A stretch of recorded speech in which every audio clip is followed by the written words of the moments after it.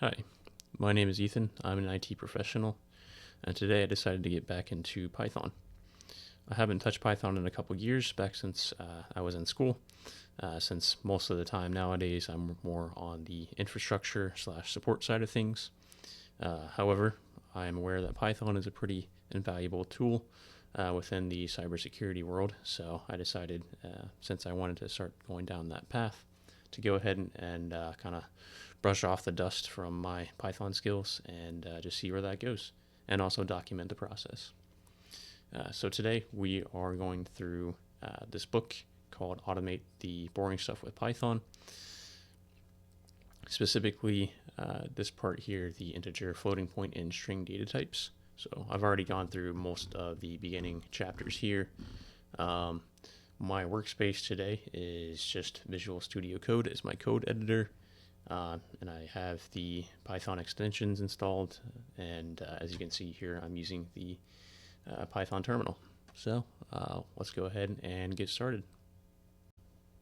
Okay, for this first section here, I'm just going to read this paragraph and kind of go down through and explain. So this table shows some common data types. We see a set of integers here. We have floating point numbers, so these numbers obviously, whether they're negative or positive, all have decimal points. And then you have strings here, which are just normal text that you would use in a sentence. And then as this note was talking about here, basically, even though you might have a whole number such as 5, for example, and you add a decimal 5.0, that automatically creates a floating point number instead of just an integer. So something to keep in mind. If you ever see the error message, syntax error, EOL, while scanning string literal, you probably forgot the single quote characters at the beginning or at the end of the string, such as in this example, hello world. So I guess we can kind of try that here because I think I messed up earlier.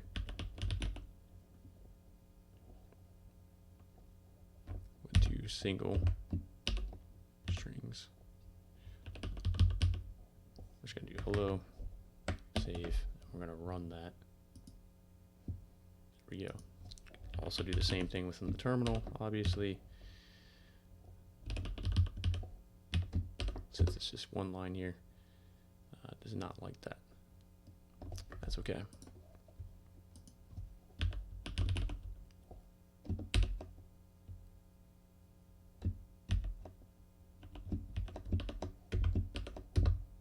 Interesting.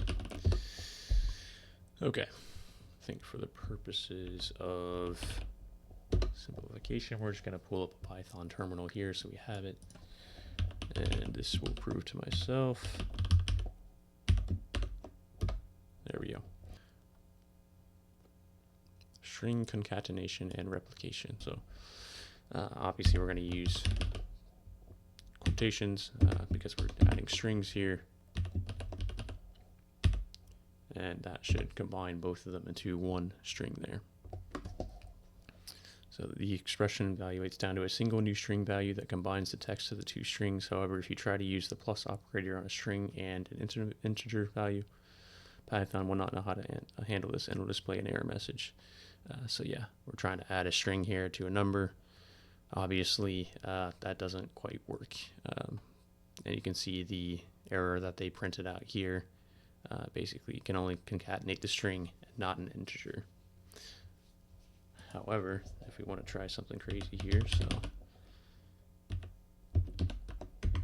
if we turn that integer into just a string value, then we get combined value, because obviously once you have those quotation marks, that turns that integer into a string. And then same thing with if we wanted to make this a floating point right here, boom, enter a string multiplied by a number into the interactive shell to see this in action. So let's try this. And then we get basically that string printed out 5 times. So obviously, if you don't have an integer value or floating point or anything mathematical to multiply this string here, it's just not going to work. Storing values and variables. A variable is like a box in the computer's memory where you can store a single value. If you want to use the result of an evaluated expression later on in your programming, you can save it inside a variable. Right, so we just defined the variable. We're going to have spam print out 40. Nice. We're going to assign eggs, the variable eggs, to the value 2. We're going to add these two variables here, and we get the answer 42. If we add spam plus eggs plus spam again, we will get 82 out of that, and then spam equals to spam plus 2, and then we print out spam again, we get 42, because obviously we just redefined the variable right there. Enter the Boolean code into the interactive show to help to try overwriting a string. So we're just going to assign the value hello, this is a string value, of course, to spam, and when we type in spam here, it should print out the value that we assigned to it, hello, and then we're going to overwrite it again with the string value goodbye, and then print spam again, goodbye. So right there, as you can see, we just replaced the value within that variable. So just like the box in figure 1, 2, the spam variable in this example stores hello until you replace the string with goodbye. So yeah, when a new value is assigned to a variable, the old one is forgotten. Pretty basic stuff here. So next we're going to go over variable names. So here's a table with valid and invalid variable names. You can kind of compare them here. So as you can see, it doesn't start off with a number at all. It's using an underscore. All of them use an underscore. Or I should say, all the ones that use an underscore are valid. But you can see that on the other side, special characters here, not allowed. You can't have a number, no spaces, or hyphens, at least for Python. So, and then special characters as well. So parentheses, so you can't. Obviously, you would normally use quotation marks for a string. So yeah, variable names are case sensitive. So that means spam, all caps spam, uppercase S spam, and spam here are 4 different variable names. Consistency with the style guide is important, but most importantly, know when to be inconsistent. Sometimes the style guide just doesn't apply. When in doubt, use your best judgment. And yeah, a lot of that does come to personal preference. If your coding style, if you're primarily the author on a piece of code or a piece of software, really that's up to you to document that the way you want it to be documented.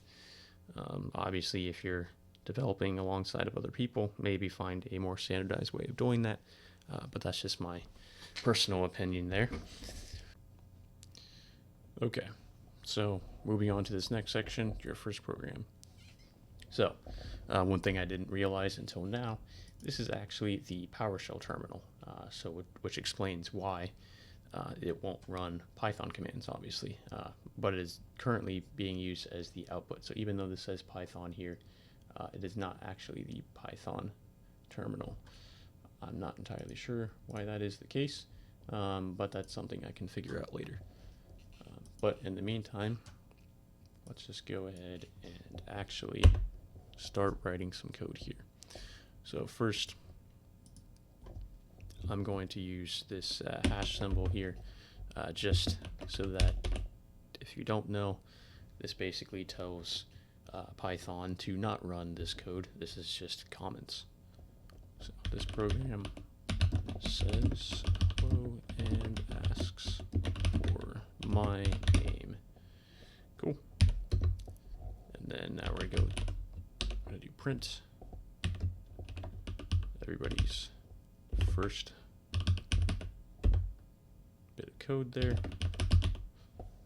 And then because I have the extension installed, it's kind of auto-filling for me, which is pretty nice. It's again.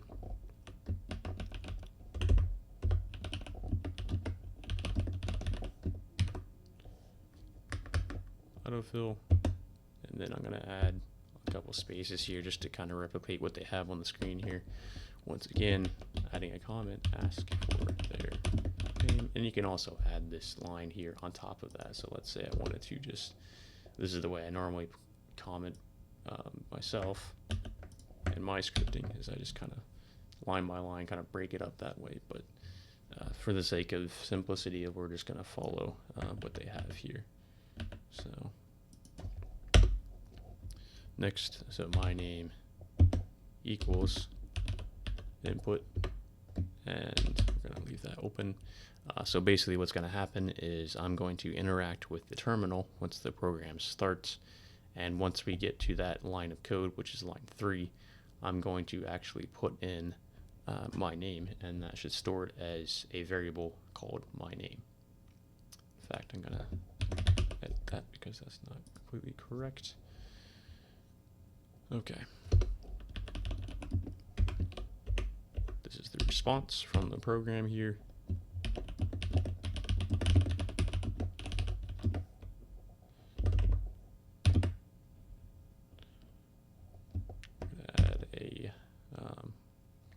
We're going to close the strings here because that'll give us, and adding this space here actually will show up on the output there. That's what we have it. So we're closing the output, the string output, and we're going to actually add in the variable that we assigned earlier. So that would be my name, and it looks like that was already saved within. As you can see, this is highlighted blue. That's highlighted blue as well, and that kind of auto-filled that variable. Once again, the advantage of using Visual Studio Code. Next line, we're going to go ahead and print again. It's going to print out the length of my name.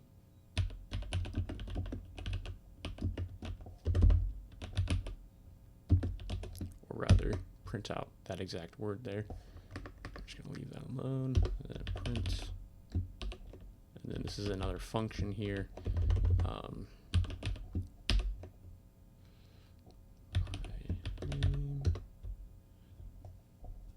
So what I believe, I haven't run this yet, I believe that actually pulls the character length and will print it out, which is pretty cool. And we're going to go ahead and print again. What is your age?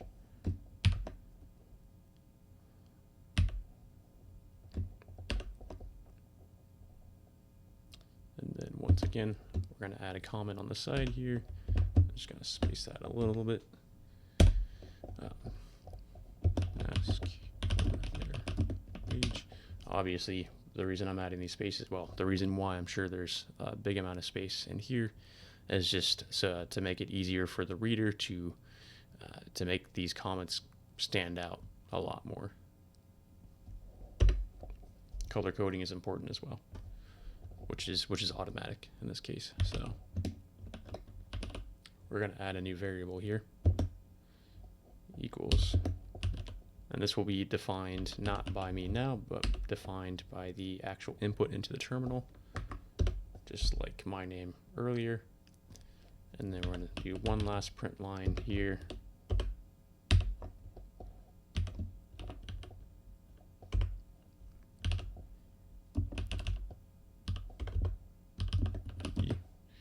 Closing that string here. We're going to add plus, and then we're adding stir int my age. Once again, fill it out. Then we're going to go out here +1, and then we're going to go outside of that parentheses here plus in the string once again, or rather begin another string, my bad. Add a space here and a year, and close out that string with the parentheses here. The last thing I'm going to do is go ahead and save that, just so we have it saved. Obviously, always a good idea to go through here, check for spelling mistakes. I'm just going to go ahead and keep reading because I might run into that. Once you've entered your source code, save it so that you won't have to retype it each time you start Mu. in my case, VS Code. Click the save button, enter hello.py into the file name field, and then click save. I just have this name test.py. You should save your programs every once in a while as you type them. That way, if your computer crashes or you accidentally exit menu, you won't lose the code. So I'm curious how this is going to respond, and I might actually have to do some more configuration on my end to get this to not to actually run a Python terminal, not just call it Python. So anyways, let's just give it a shot here and see what happens. So I'm just going to click run. Okay, so it's prompting me here. My name is Ethan. It's good to eat you. Length of your name is 5 characters. What is your age? I'm just going to use an arbitrary age here. I'm 122. Not actually, but for the sake of the example, yes. Okay, and that will be 123 in 1 year. Cool. I'll kind of walk through line by line what happened here. So obviously, there's some basic text that got printed out, and then it asked at one point on line 4 in VS Code what my name is. I entered my name. They added a value to my name here, this variable, and specifically a string value. Obviously, I could just put a number, as we discussed earlier within this chapter here. Some more lines here that got printed out with the variable here, obviously. Then there's the length function that actually prints out the length of the name. Then it prompted me once again, what is my age? I put in 122, and then it took this variable here, my age, and actually added it into this this value here. So basically, this is a little function here that actually adds this input here, which basically it's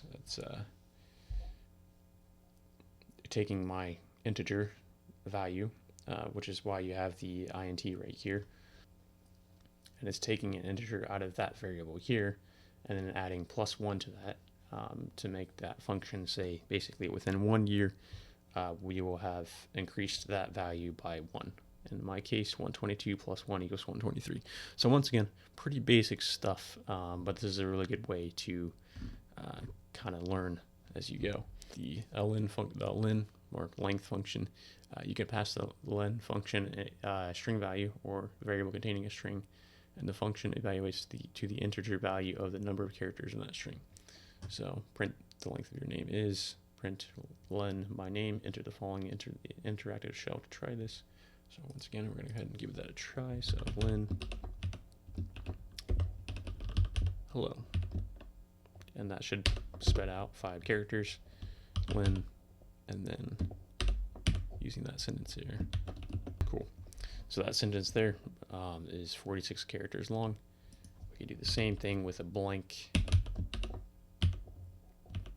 string value here, and that will give us 0. So next we have the string, int, and float functions. So you have string 29, print I am plus string 29 years old, I'm 29 years old. So let's just try that real quick. So we're defining that string value using that function, or rather concatenating. Okay. And then we're going to print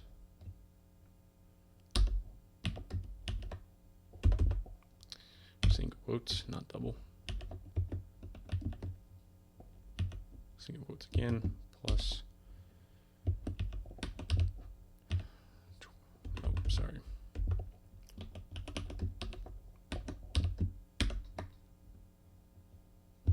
Remember to concatenate here, and then space again, years old. Guess we don't need that. So a string here, boom, I'm 29 years old.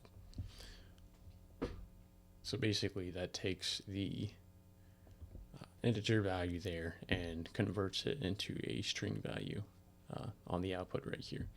Because stir29 evaluates to 29, the printed value, the expression I am plus stir29 plus years old evaluates to I am plus 29 years old, which in turn evaluates to I am 29 years old.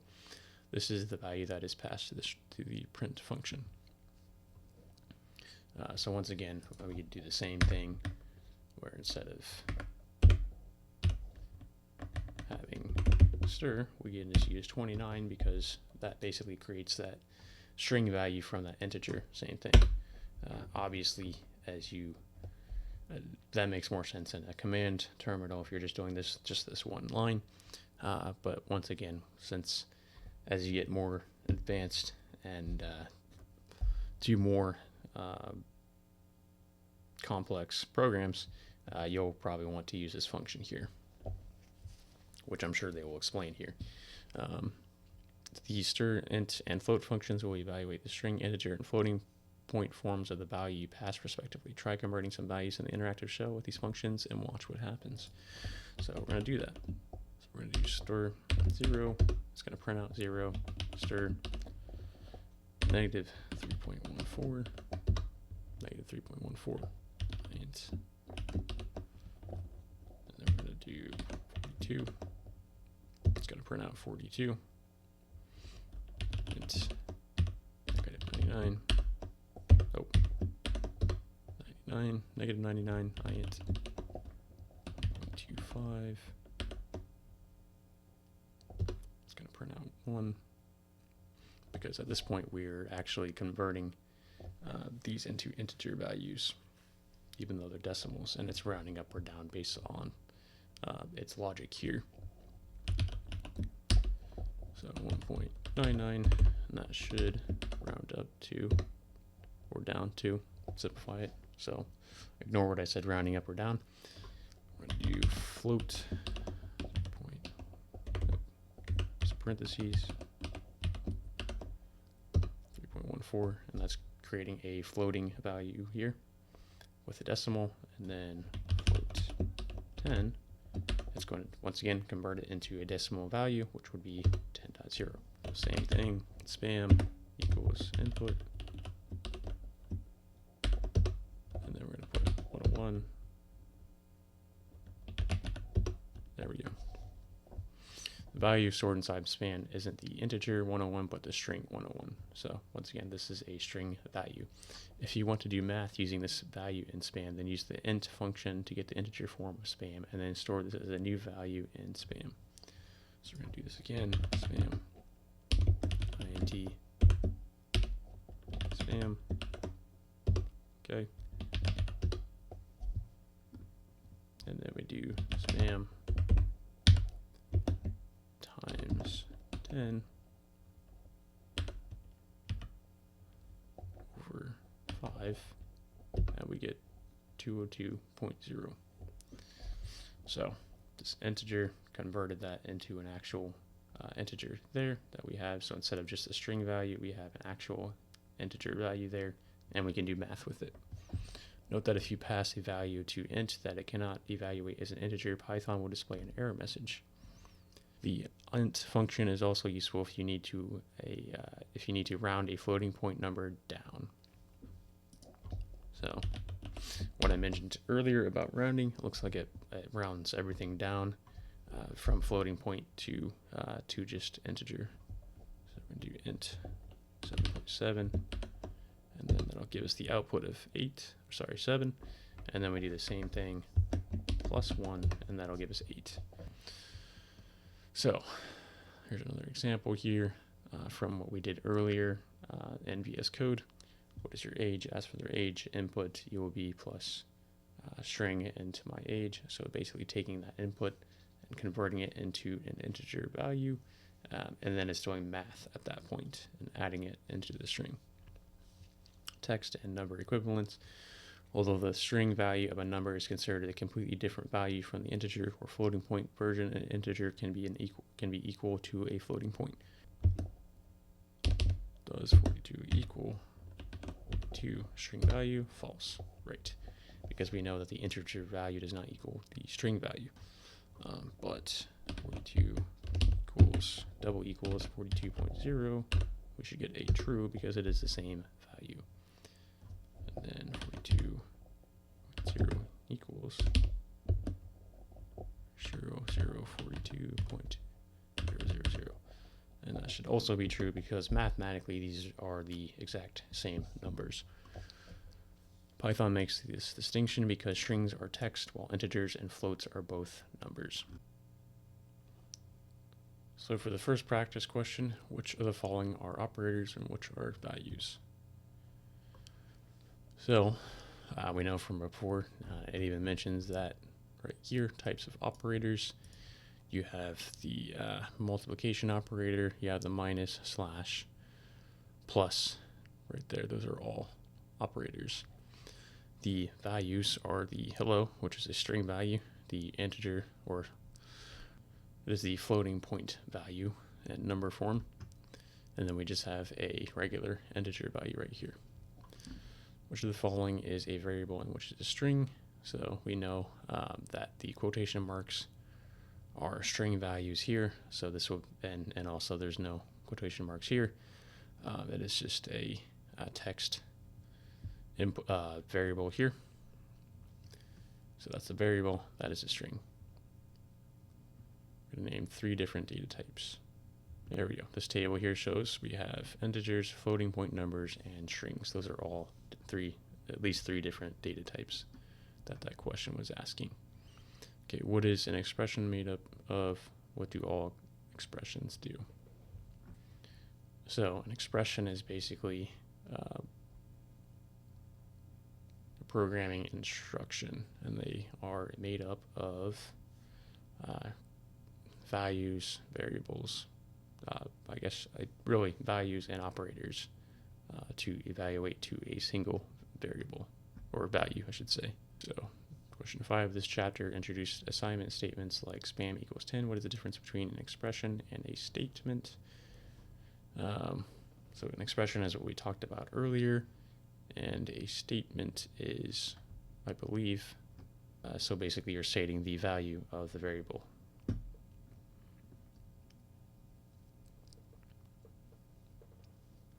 Okay, what does the variable bacon contain after running the following code? So we define bacon as 20, so that is a integer value, and then we add bacon plus 1, so that is basically overwriting. Actually, we're not overwriting anything because we're just, and I can show you here in the terminal, so we're just going to assign 20 to bacon.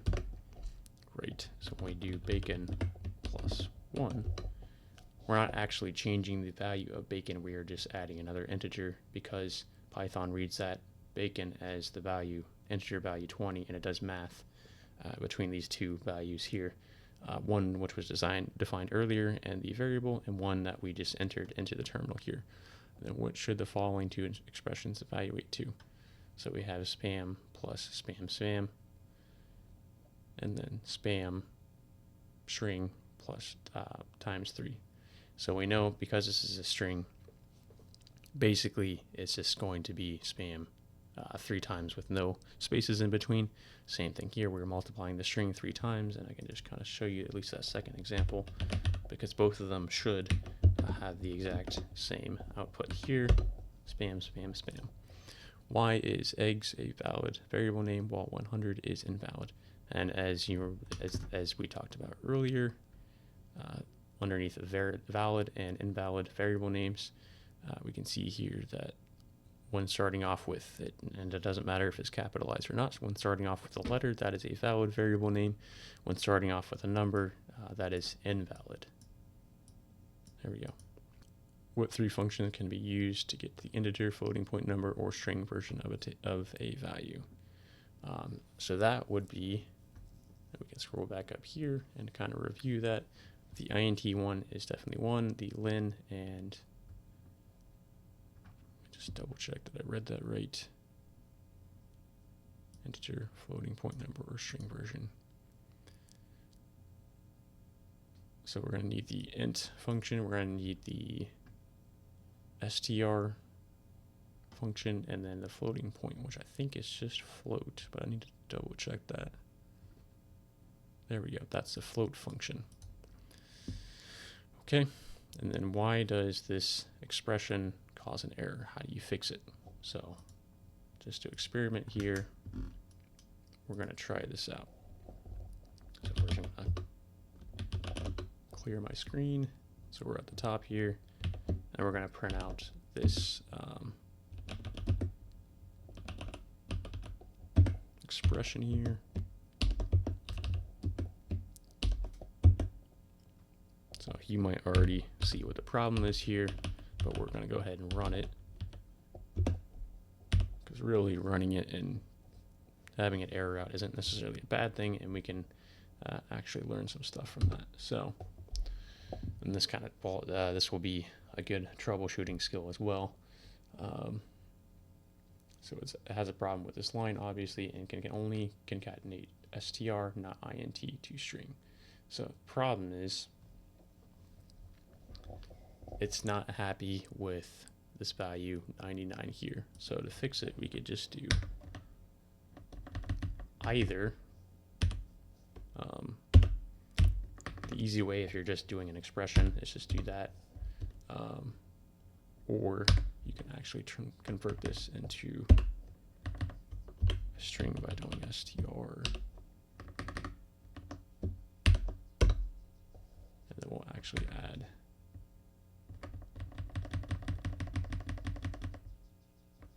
space here.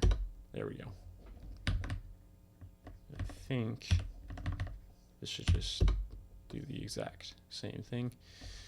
So basically we are converting that integer into a string value. So that way it's happy when it adds all of these together. So for some extra credit, search online for Python documentation for the len function. It will be on a web page titled built-in function. Skim the list of other functions Python has, look at what round function does, and experiment with it in the interactive shell. So let's actually do that. Okay. So the length function returns the number of items in an object. When an object is a string, the len function returns the number of characters in the string. So there's some syntax. Here's an example. So yeah, let's actually try this. So I'm going to type in my list equals hello x equals len my list, and then 5. So kind of like what we did in the function, the actual code that we wrote up here. That's a similar concept. It is the same concept, really. I have to actually go through here. Round, there it is.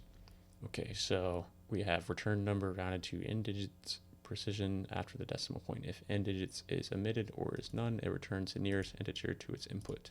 So let's go ahead and give that example a try that they talked about in the note here. 675 2. And then as they mentioned, it goes up to 2.67. We're just going to experiment a little bit.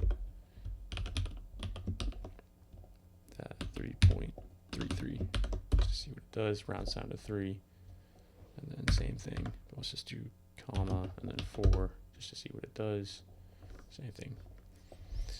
Okay, so hopefully that made sense. Next time we'll go on to the next chapter and get more involved in flow control. Hope you enjoyed. See you next time.